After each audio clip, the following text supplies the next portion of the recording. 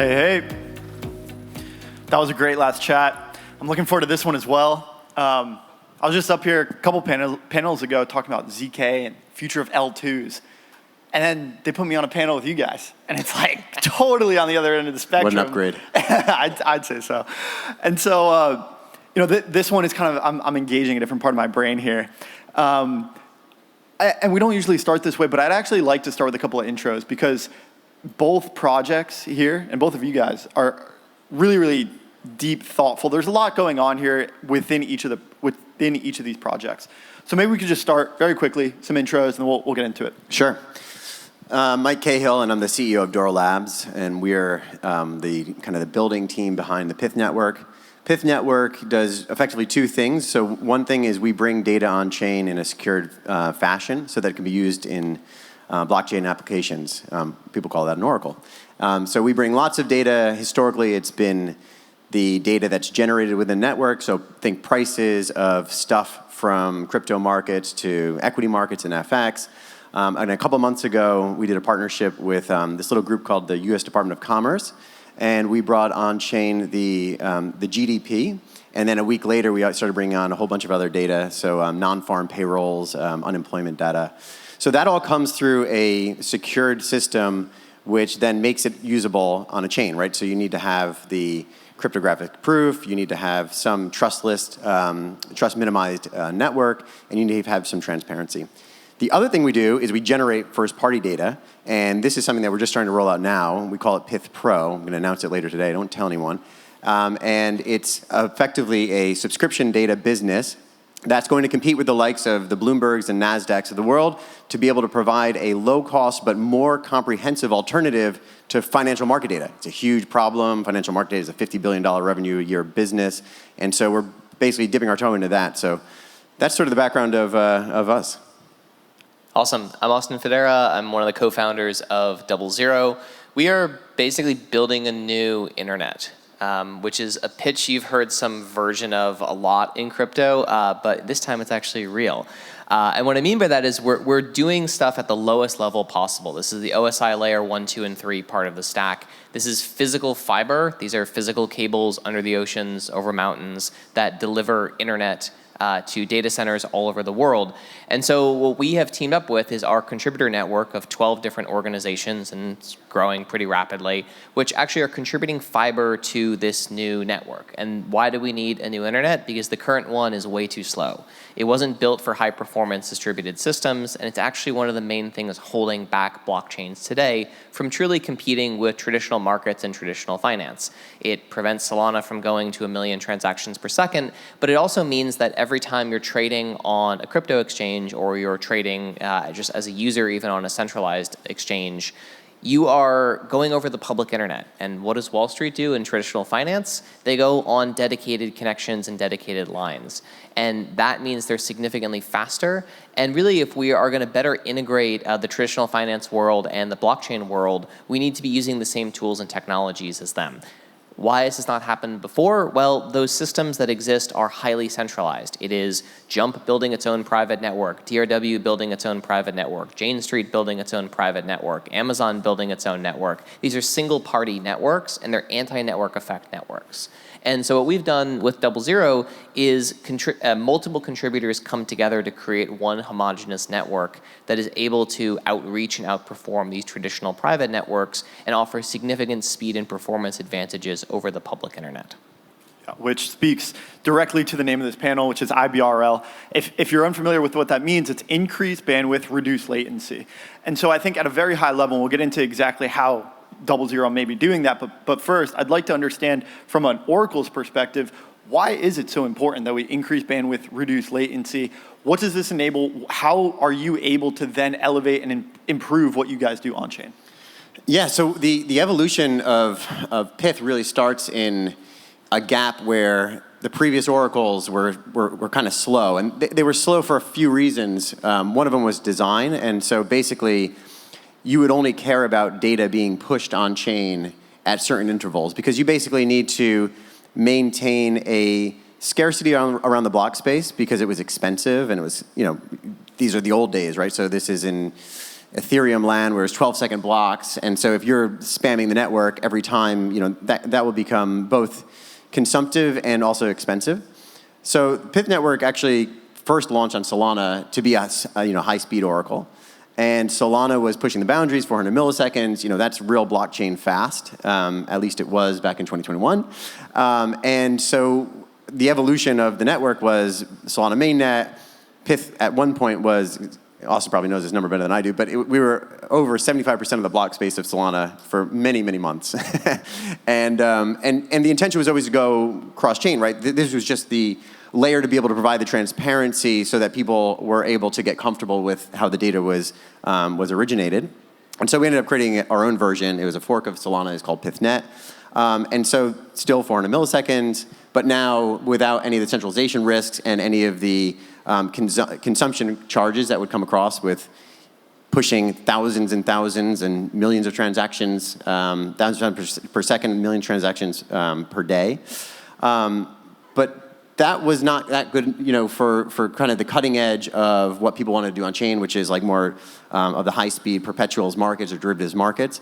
So earlier this year, we created a new version, Pythnet v2, which brings the update times down to 1 millisecond. So we re-architected the entire blockchain from scratch to be able to cut out all the things we don't need. And that's really important because if we're going to envision a world where we're bringing things into a decentralized sphere, you can't be trading off technology too much. It's just never been the case that people are willing to put up with so much of a trade-off, right? Like, it's always that the incumbent technology wins until the new technology is as good at that, but then also does something else, right? Like, you needed to have Amazon to be as good as turning a page in the Sears catalog and also does all this other stuff. People weren't willing to do that back when it was like, loading 10 images over a minute. So I think that for us, it's the most important thing is be able to continue to bring this speed down so that the applications that are possible to go take on the NASDAQs or the Binances or whoever it is that they want to build, whatever opportunity has been lacking in the centralized traditional finance space, like that needs to happen. Yeah, very cool. I didn't realize Pyth was its own chain as well. So that explains why this is really, really important. Austin, I'd love to get into how we make this a reality. Like I said, a couple panels ago, it was L2s and its replication. And they're really investing heavily into ZK as a result of, or as a way to kind of decrease the replication of those transactions. You guys are taking a fundamentally different approach, going to the deepest levels of our internet infrastructure. This is deep in at the most fundamental layer. So give us kind of like the speed run of generally how you're going about creating this new internet. Yeah, so there's a lot of really interesting, exciting new technologies, but at the end of the day, everything that's happening with zero knowledge is not really going to improve market efficiency or market speed. It makes it much easier to prove that something is true after that thing has occurred, but that's not really what we're focused on for the most part here.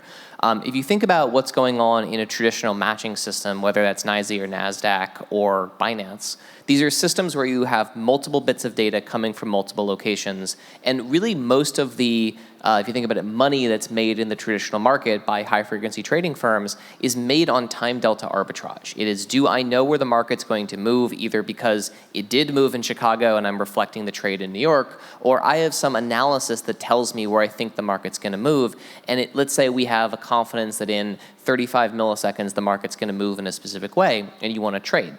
Well, if your execution time on that trade, and by execution time, like crypto focuses on the wrong things all the time. We have all this focus on what's the latency of trade confirmation. That is an infinitesimally small portion of the latency involved in trading. That model works for a centralized exchange. It's like, how quickly does it take when my trade server sends data to Binance for Binance to say confirmed? Well, if my trade server is sitting right next to the Binance server, the time in flight is very small. That's not the case in blockchain. Whether it's Solana or Aptos or Sui or pretty much any network out there, including a centralized L2, that data has to rush from wherever it is right now to wherever the block is being built. These are actually markets where the time in flight is significantly longer than the confirmation time for the blockchain now. And so if you're saying, I'm trading from New York and the node is building a block in Seoul at the moment, well, that can be 600 milliseconds on the public internet.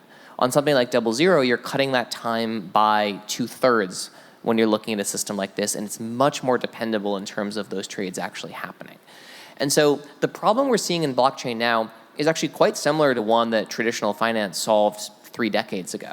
And this is sort of, if you go back to spread networks and the rise of high-frequency trading, what folks realized was if you can be smart or fast, you should pick fast. It's very hard to be wrong when you're fast. Smart people still get things wrong. And so as we push the bounds of these systems and get them closer to traditional finance performance, the execution layer does still matter. There are meaningful differences in different execution environments, but one of the main differences now is how quickly can you get data around the world, and how quickly can you propagate those changes out. Because even in a centralized sequencer model, everyone is so focused on how quickly can we get data into the sequencer. And that's great, but once a block is produced at the sequencer, whether it's in a centralized system or whether it's something like Solana, that data, that market state change has to propagate out from that core. And that is your limiting factor in how fast markets can move. If I don't know what happened in the last block, I can't trade on the next block. And this is where centralized exchanges are very good. Like New York Stock Exchange and NASDAQ, they have been using technologies like multicast for years to distribute price feeds and distribute new updates of information. And this is where something like Pyth for a long time has come in and sort of said, okay, we can do a version of this that hits globally. And a lot of the new architecture that you guys have been doing is around shortening those times of how long does it take us once we get a piece of data in to be able to send it out. But even there, if you're sending data from Pyth and you happen to be receiving it in an area with bad internet, or simply there's a lot of cables that are cut at the moment, the ISP is going to be the limiting factor in how long it takes you to get that data updated. And so even when we're on like cutting edge Oracle systems, there's still a real role for increasing the capacity and reducing the latency of the base layer technology, because today, like that is the limiting factor in how fast we can push these systems. Yeah. Congrats on really an ambitious mission, and congrats on an ambitious partnership with the US government, because this has now the capacity to push. I see this as a very slippery slope in a very good way, right? Like now we're publishing GDP, you mentioned non-farms payroll, like there's a whole swath of data here that has the potential to really impact financial markets on chain. And we always see, at least when we're looking at the markets, oh, they revised these numbers. And usually it's down in a negative way because they estimate on a more positive note. But if we have this data on chain and things are more interconnected and we have blockchains that almost are mechanisms to regulate these things and normalize them in real time, especially if real time on chain happens a lot quicker, then we have the capacity for greater financial products, really a lot of creativity in these markets. And so as you sort of look at what is possible with reduced latency, I'm curious, what kind of financial applications do you think, with a greater swath of data, as well as the reduced latency, what kind of financial products can you dream up that are currently not possible on-chain? Yeah, I think that I like to put us in a position of like past the 2000 like IPO pop or like internet bubble, where all the stuff that everyone wanted to do on the internet but wasn't really possible was exposed, like the pets.com. Only to then be revealed 10 years later that you actually are buying your pet food on Amazon, and you just didn't know, like, because you didn't have the infrastructure to be able to do that. So we are very focused on bringing institutional level trading on chain, institutional level of like finance on chain, and I think that that's like a table stakes.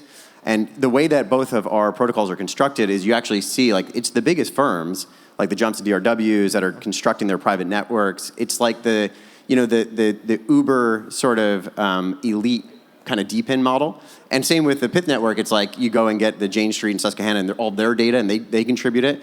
That's a wild thing, right? Like that's never been done before.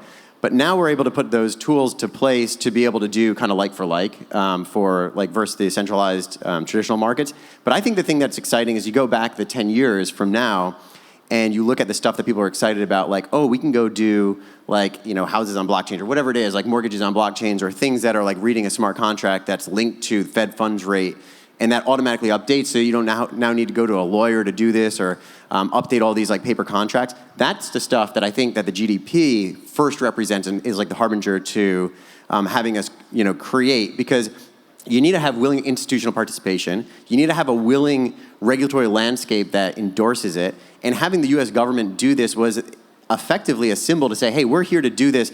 And we're not doing it in a way where most government entities have done something before, which is a highly permissioned, safety railguards blockchain, like the Ohio DMV on a private network. Like, that's not it. It's like, these are public blockchains that the US government has told people, go use these to do whatever you like.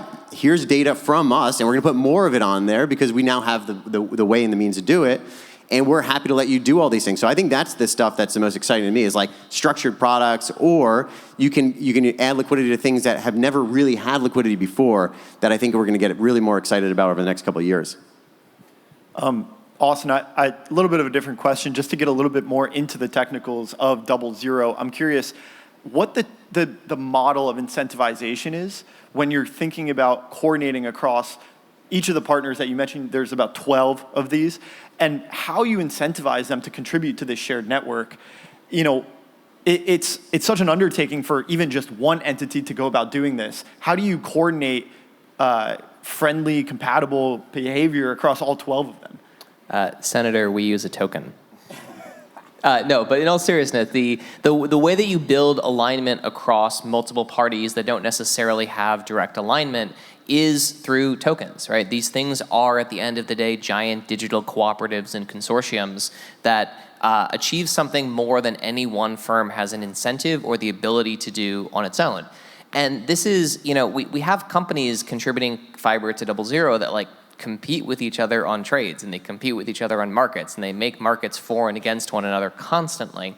But the base layer infrastructure capacity here is something that benefits all of them. So if you have, and D0ero, it is not a smart contract blockchain, right? This is not a system where we're building our own trading systems, or we're saying, come deploy your smart contract on us. We're saying, hey, Solana, Aptos, Sui, Pyth, anyone who wants to locate and build infrastructure on this, you should do that because you can benefit from a more high-performant global fiber system. The way that works is folks pay to access that network capacity, and that system is paid in tokens. And then network contributors are rewarded in tokens, and about 50% of the rewards taken in are burned on the network as well. And so you have this sort of relationship that's very similar to how other token models have been built. The difference is we don't work on a proof of stake system because we're not actually securing data on the network in perpetuity. This is what was called a few years ago a stateless network, a network that doesn't hold any state. We're not securing $4 billion of USDC or something along those lines. It's just the data that's in flight. And so we can have this very competitive system between contributors called proof of utility, where you're rewarded for the incremental value that your network link adds to the system. And so what that means is just because one contributor is the best today doesn't mean they're always going to make the most rewards. In fact, if someone else comes along and says, I can get a faster connection between here and here and contribute it to D0ero, they're actually going to be able to come in and basically steal the rewards from someone else going forward. And so, this is the thing that tokens do best. They weaponize capitalism and greed to produce win-win outcomes. And that is the genius of crypto. That is the point of Bitcoin originally. And we've kind of forgotten about that in a lot of modern incentive design. You want competition between contributors, and you want an incentive to outperform your competitor. And too much of crypto nowadays has forgotten that core incentive and motivation.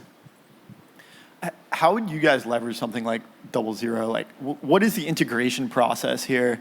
And generally, when I came to this panel, I was like, why are these two guys on the panel together? And I was like, one of them's pushing data, the other one's pushing it faster. What's the integration from both of you? Yeah, so Pythnet V2 is actually in one of the data centers that's where D0ero operates a lot of their network.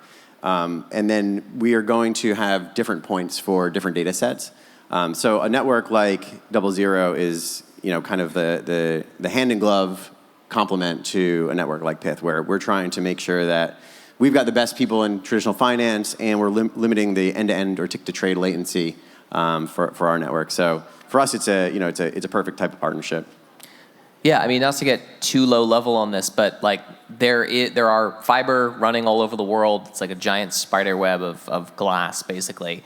And if you are in a space where you've got a Pyth price being generated, Pyth can talk out two different, basically, ports. One way it talks out to the public internet, and any subscribers that are pulling in data from the public internet can receive it that way.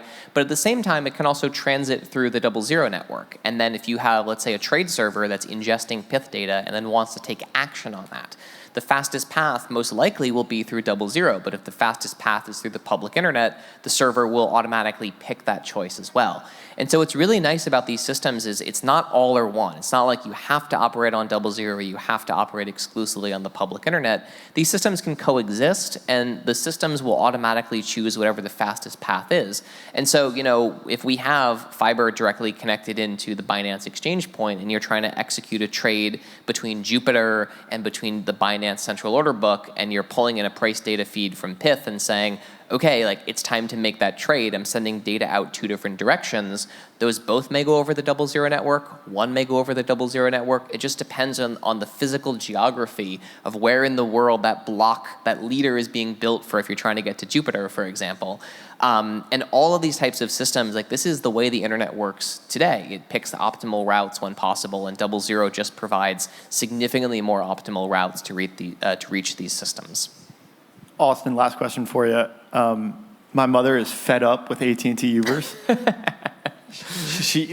When can retail get a 0ero internet subscription? So it's, we have no plans to get out to residential internet. That is actually both a highly regulated business and a very hard one to get into. What we're really primarily trying to service are servers in data centers running blockchain and non-blockchain systems where latency and bandwidth are material for the economics of these systems. We have, about 20% of Solana stake running on this today, about 20% of Solana validators, and we are launching our mainnet in the next few weeks. If your mom is upset about her Bloomberg bill, though, you can have her give us a call. Yeah. Thank you guys so much. Give it up for our panelists. Thank you.